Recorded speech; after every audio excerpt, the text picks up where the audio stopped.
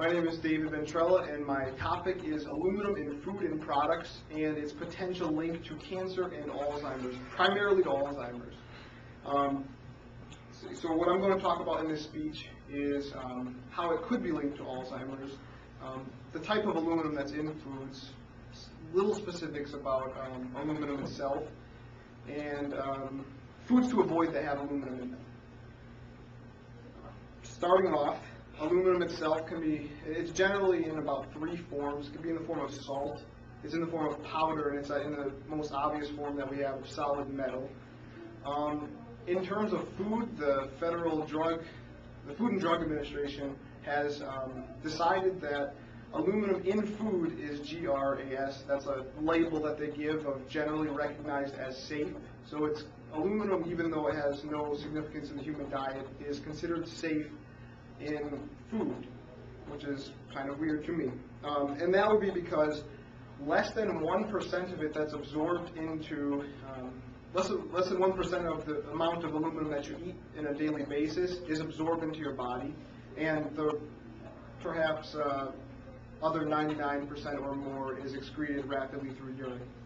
So basically, aluminum is the third most common element in the earth. It's the first most common element, metallic element on earth.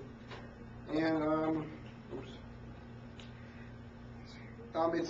the thing is, it's not supposed to be in the human diet. So it's not like you have to take a zinc supplement. You don't need to take an aluminum supplement, and there's no reason why it should ever be in any food that you eat or any ingredient list of any food that you're eating. In terms of its link to Alzheimer's, first I'm going to explain what Alzheimer's is really quickly. Alzheimer's is a pre-senile dementia.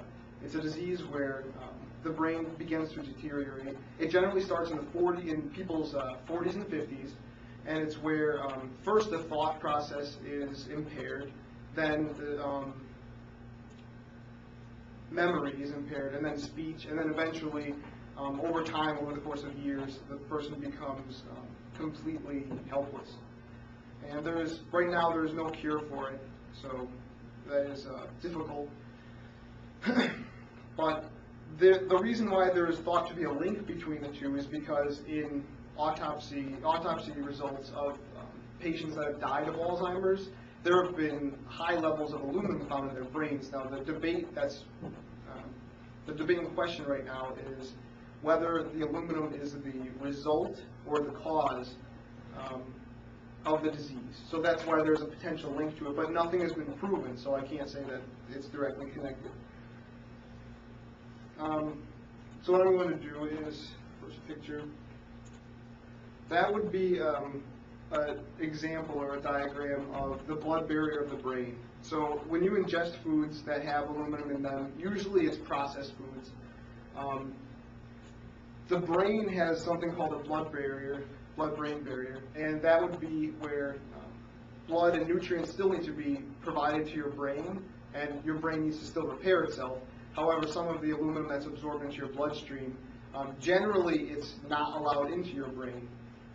And so that's usually a good thing. And the whole concept with Alzheimer's is that over the course of one's entire life, small amounts of aluminum is slowly deposited into the brain, which could offset potential Alzheimer's that would be in the 40s or 50s once it's accumulated to X amount. There's no precise amounts or anything like that, to my knowledge. So what happens is aluminum generally itself does not get introduced into the brain because of the blood-brain barrier. However, when aluminum is mixed with certain things in your stomach you could eat something like a normal aspirin that's buffered with aluminum hydroxide. When mixed with something like simply orange juice, can convert the aluminum in your stomach to aluminum citrate, which gives it higher probability of entering through the blood-brain barrier and actually entering your brain. And once something is entered into your brain, something like aluminum, it generally doesn't leave there. So it stays there, which is not a good thing. That's from what I can see. Also, there are other chemicals. What's found in tap water, aluminum is found in tap water. It's added to it, it's not naturally there, as well as fluoride. When the two are mixed, they also have higher odds of passing through the blood-brain barrier. So these are things that These are things that you want to avoid as mixing these things, but the average American doesn't really understand that these things are happening. And the blood-brain barrier itself is an elaborate structure that filters the blood before reaching the brain, if I didn't explain it enough.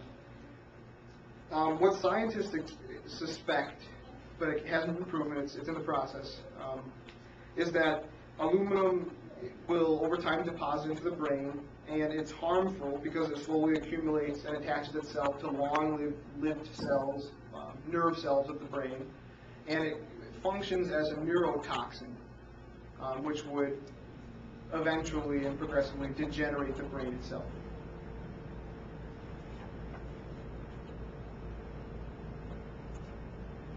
So, big misconception that Americans have, in my opinion, is that most people don't know the difference between baking powder and baking soda. And some of you may, some of you may not. They both are used as a raising agent in foods, baked goods specifically. I'm going to go into detail of specific baked goods. But the thing is that baking soda is not generally harmful, while baking powder that has specific aluminum ingredients in it, which is very common these days, I think is potentially harmful, and that would be a factor of, it would be ingesting aluminum would be through this. So that would be the main ingredient to be avoiding in foods, and the ingredient would be known as sodium aluminum phosphate. But when you're looking at ingredient labels, ingredient lists on the food that you eat before you eat them, anything alum or aluminum, anything should not be part of your diet. It's not needed. You're not going to miss it if you cut it out of your diet. The difference between baking soda and baking powder would be, like I said, that aluminum is used in baking powder, and baking soda is a salt, which would be sodium bicarbonate, which is okay to eat, in my opinion. Alternatives to use when baking, I mean, the only way to avoid sodium aluminum phosphate, sodium aluminum sulfates, any sort of those aluminums in processed foods, the only way to eliminate it would be just to not eat those foods, which is difficult because a lot of the good foods I grew up on, like the junk foods, were tempting, you know what I mean? But besides that, baking foods yourself would be the only way to enjoy those same foods without having those ingredients in them. And alternatives to baking powder would include acidic compounds like lemon juice, vinegar, cream of tartar, yogurt, and buttermilk, all of which I think except lemon juice I've baked with, and there's virtually no difference. I mean, I've baked banana bread before, and I've used vinegar in it instead of baking powder, and no one has ever noticed that there's actually vinegar in my banana bread. Some of these right here, these are foods that you wouldn't, I don't think the average person would think twice about, but all these foods, and there are some products there too, contain aluminum in them. Tums being the biggest one right there. I took Tums when I was younger, but besides that, I mean, Tums actually has the highest amount of aluminum in it, which is ironic. Aluminum can come in the form of acid or base. It's used as an acid in baking powder, and when you mix acid and base together in baking, it's basically where carbon dioxide forms and creates air bubbles in cake-like foods. So a lot of these foods, actually all of these foods and products right here have been confirmed to have aluminum in them.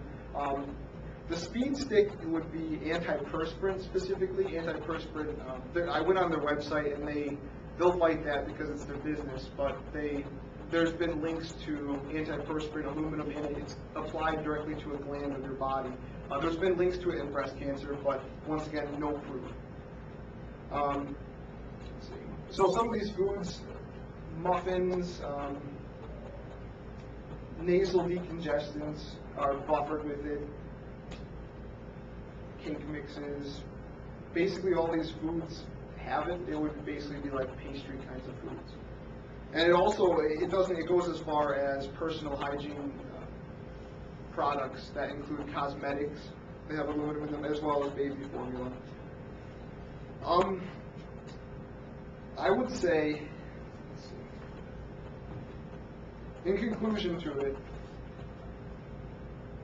there is pending studies, and the studies are for a reason, it's not just a hunch. There are pending studies that are trying to prove that aluminum ingestion is associated with Alzheimer's disease and other diseases like cancer. That when mixing certain foods, it would be best to avoid fluoride in water or toothpaste when eating foods that have aluminum in them, also orange juice or citrus kinds of foods. And these are some of the food products that you would want to avoid if you want to cut aluminum out of your diet. So yeah, there are still studies and questions remaining, but my advice would be to play it safe, because you're not going to miss aluminum. You're not going to be kicking yourself saying, golly, I should have taken my aluminum supplement. Or you're not going to be regretting not ingesting aluminum. And basically, after reviewing the information, a lot of doctors are iffy about answering questions about it, but Dr. Gary Price Todd, who is the author of Nutrition, Health, and Disease, he had stated after reviewing the information that the evidence is strong enough that the prudent person will eliminate all food and cosmetic sources of aluminum after knowing the information about it. Thank you very much.